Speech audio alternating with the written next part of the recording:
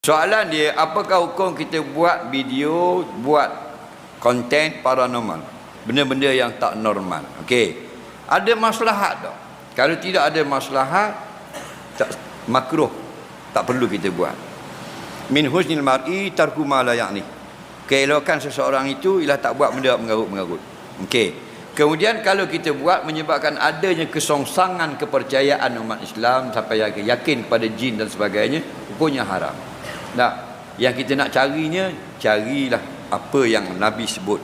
Nampak? Tafakkaru fi khalqillah. Apa kejadian yang Allah buat ini, itu sepatutnya kita kaji untuk dapat kelebihan. Betul, orang putih dapat kelebihan pasal dia kaji dengan hadis ini. Nah, makhluk Allah dia kaji, dia dapat kelebihan. Dia boleh buat keluar minyak dalam laut dan sebagainya. Hal-hal tak normal ini dia boleh saja. Ada yang betul, ada yang tak betul.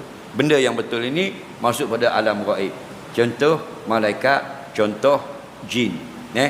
Adakah jin itu wujud? Wajib kita percaya. Kerana jin itu Nabi kata wujud dan saudara kita. Adakah kita disuruh mencari jin? Tidak disuruh syarak.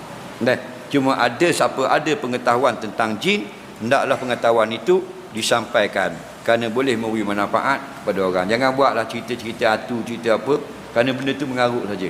Benda yang betulnya satu, yang mengarutnya 10. Akhirnya kita masuk dalam buat benda-benda yang tidak ada kepulangan pahala nisbah pada akhirat.